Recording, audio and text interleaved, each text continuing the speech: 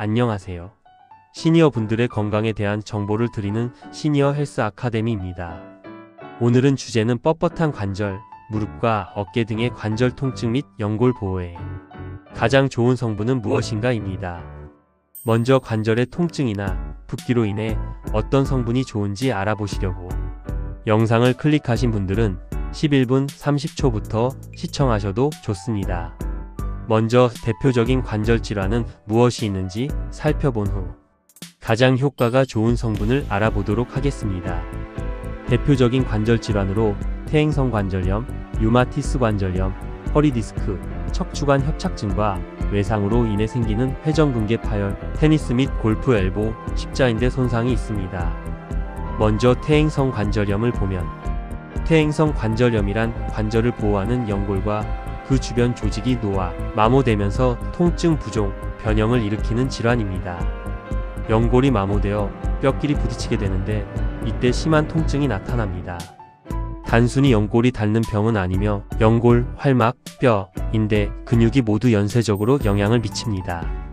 퇴행성 관절염이 생기는 방식을 알아보면 내외부 요인들에 의해서 연골 세포가 손상을 받으면 연골 세포들이 산화되고 염증을 증가시키는 물질인 사이토카인의 증가로 인해 연골이 파괴됩니다. 또한 연골을 구성하는 콜라겐과 프로테오글리칸 등이 분해됩니다. 염증이 활막에 생기게 되면 윤활액이 너무 과하게 분비되어 열이 나고 붓고 통증이 생기는데 보통 무릎에 물이 찼다라고 하는 상태가 됩니다. 연골, 활막 등이 손상이 되면 골극이 형성이 되고 그 부위에 보상적으로 뼈가 자라면서 변형이 유발될 수 있습니다.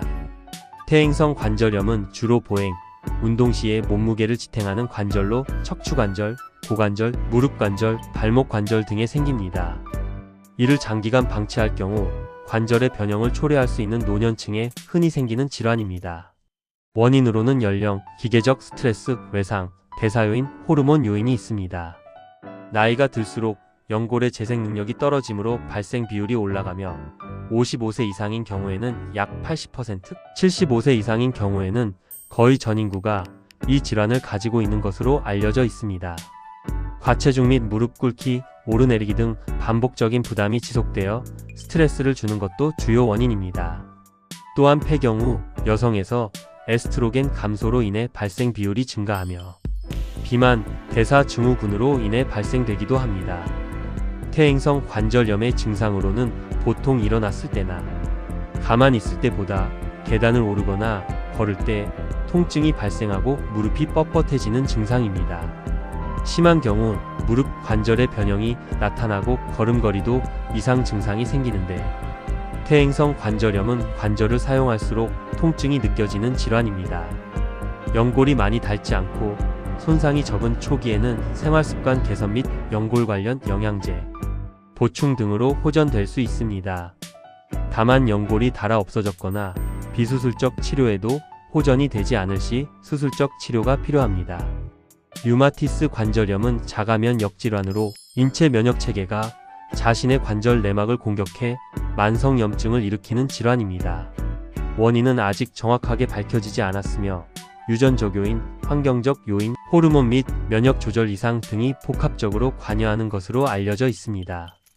남성보다 여성의 발생률이 3배에서 5배 정도 높고 모든 연령대에서 발생이 가능합니다.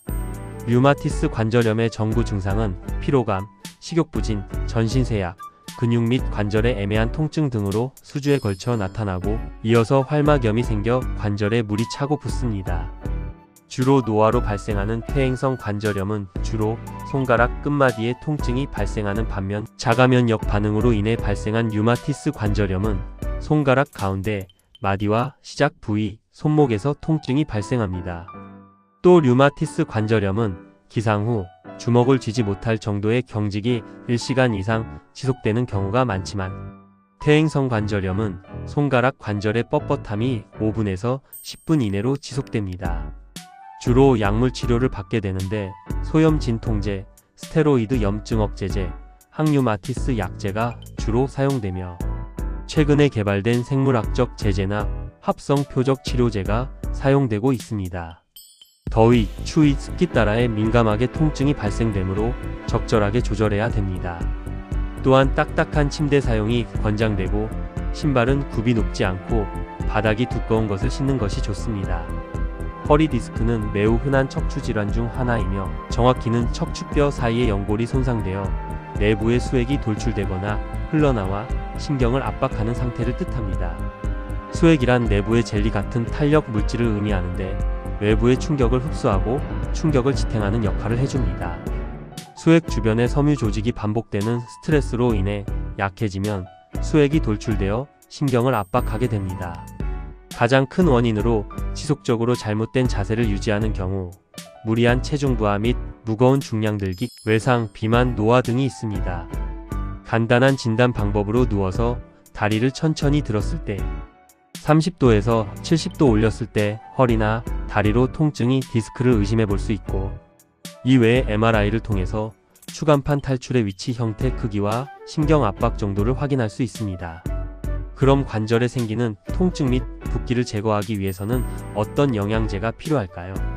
또 증상이 없더라도 관절 건강을 지키고 질환을 예방하기 위해서는 어떤 성분이 필요할까요? 대표적인 성분으로 콘드로이친, MSM, 보스웰리아가 있고, 그 외 글루코사민, 초록이퐁합, 타마린드 씨앗과 강황 추출물 복합체 성분이 있습니다. 실제로 어떤 효과가 있는지 알아보겠습니다. 먼저 콘드로이친입니다. 콘드로이친은 글루쿠론산과 N아세틸 갈락토사민이 반복 결합된 다당류인데 연골의 주요 성분 중 하나입니다. 우리 몸에서의 기능으로는 첫째로 연골 내 프로테오글리칸으로 불리는 당반백질과 콜라겐 및 섬유의 합성을 촉진하여 연골 구성을 유지하는 데 도움을 줍니다. 두 번째로 관절의 염증을 억제합니다. 염증에 관여하는 인자들인 인터루킨 1베타, 종양괴사인자, 알파 등을 억제하여 염증을 억제합니다. 세 번째로 통증을 완화시킵니다. 통증 전달물질인 프로스타글란딘이 일산화질소 등의 억제를 통해 통증을 경감시켜줍니다. 네 번째로 연골 분해 감소입니다. 콘드로이친은 연골 분해 효소를 감소시켜 연골의 파괴를 억제하는 데 도움을 줍니다. 과연 실제로 연골을 보호하고 통증을 감소시킬까요? 코크레인 컬러버레이션의 2015년도 리뷰인 콘드로이친 포 아스티오스라이터스는 콘드로이친의 치료 효과 및 안전성에 대해 분석한 종합적인 체계적 리뷰 자료인데, 이에 따르면 콘드로이친을 복용한 실험군의 관절 통증이 유의미하게 감소되었다는 결과가 있습니다. 통증이 감소되는 통계는 많이 나와 있고, 연골 파괴를 억제하는 기능은 다음과 같은 연구 결과에 따르면 연골 감소 속도가 줄어들었다는 결과가 있습니다. 다른 연구들에서도 이와 같은 결과가 있지만 연골이 다시 생성될 정도로 효과가 있어 보이진 않습니다. 콘드로이친은 통증 개선은 확실하고 연골 감소 억제도 효과는 있으나 크진 않은 것으로 생각하시면 됩니다. 다음은 MSM입니다. MSM은 황을 함유한 식이유황입니다.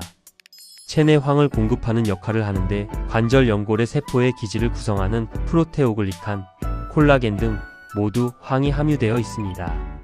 이에 황을 공급하는 것이 MSM입니다. MSM의 기능은 첫째로 콘드로이친과 같이 염증에 관여하는 콕스2, 인터루킨6, 종양괴사인자, 알파 등의 염증 신호 경로 물질들을 억제해 염증을 줄여줍니다. 두 번째로 글루타치온과 같은 항산화 물질의 생성을 도와 세포 손상을 감소시켜줍니다. 세 번째로 아까 말씀드렸듯이 황을 공급하여 연골의 구성 성분 유지에 기여합니다. 네 번째로 콘드로이친과 같이 통증 전달물질인 프로스타글란딘이 일산화질소 등의 억제를 통해 통증을 경감시켜줍니다. MSM에 대한 연구 결과를 통해 실제로 효과가 있는지 알아보겠습니다. 해당 연구 결과를 보면 골관절염 환자 10명을 대상으로 실험했을 때 통증이 36% 정도 개선되었다는 결과가 있습니다. 2004년도에 발표된 다음과 같은 연구 등 유의미한 통증 감소 효과가 있다는 연구 결과들이 있습니다. 반면에 연골 감소를 억제하는 효과가 있는 연구 결과는 동물 대상으로만 있어서 그 효과가 아직 입증되지 않았습니다. 다음 보스웰리아입니다. 보스웰리아는 고대부터 많이 사용해온 관절염 치료제 성분인데 유약나무, 몰약나무의 수피에서 채취한 수지에서 얻을 수 있는 성분입니다. 작용하는 방식은 앞의 두 성분과 비슷합니다. 통증 개선과 관련한 연구 결과에는 대규모 연구 결과들이 있으며 통증 감소 개선 효과도 다른 성분들에 비해 높게 나타나 있습니다. 그 외 초록잎 홍합 추출물은 관절 강직에서 유의미한 개선이 있다는 연구 결과와 통증 개선의 효과에 대한 연구 결과가 있지만 그 수가 부족한 상태이고 글루코사민은 관절염 치료에 효과가 없다는 연구 결과도 많습니다. 다만 글루코사민과 병용시 효과가 있다는 사실이 일부 연구에서 나타났습니다. 타마린드 씨앗 추출물 및 강황 뿌리 추출물은 관절염 및 통증 개선에 대한 연구 결과들이 일관되게 있으며 강황의 성분인 커큐민에 대한 염증 감소 연구는 자료가 충분히 많아 염증 감소 효과를 기대해 볼 수 있습니다. 최근 골관절염 통증 개선과 관련하여 여러 가지 성분을 메타 분석한 연구 결과에 따르면 강황 추출물의 관절 경직 및 통증에 대한 효과가 높은 것으로 나왔습니다. 또한 프랑스 해송 껍질 추출물로부터 얻어진 피크노제놀이 관절 통증 완화의 효과가 다른 성분에 비해 뛰어나다는 것을 볼 수 있습니다. 피크노제놀은 이 효과 이외에도 혈액순환 개선 및 여성 갱년기 증상 완화에도 도움이 되는 것으로 많이 알려져 있습니다. 정리하자면 노화 및 외상으로 인한 염증으로 관절의 통증과 붓기 완화를 위해서는 보스웰리아, MSM, 타마린드 강황 복합 추출물, 피크노제놀이 들어간 제품을 선택하면 되는데 통증이 심한 분들에게는 피크노제놀, 보스웰리아 제품을 우선적으로 추천드립니다. 보스웰리아 성분의 제품은 제품군이 다양하지만 피크노제놀 제품은 현재 다양한 제품들이 나와 있지 않아 회사를 잘 고려해서 선택해야 하며 갱년기나 기타 질환 목적으로 나온 제품들은 피크노제놀 함량이 낮을 수 있어 주의해야 합니다. 앞의 제품들에서 소화불량, 위장장애, 피부 발진 등의 부작용이 있으신 분들은 MSM 또는 타마린드 강황 복합 추출물 성분의 제품을 골라주시면 됩니다.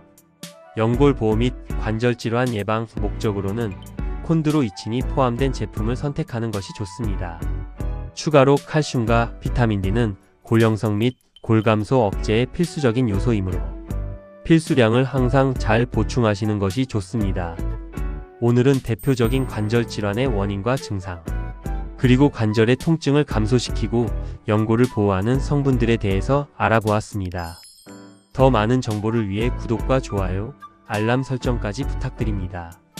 지금까지 시니어 건강 아카데미였습니다. 감사합니다.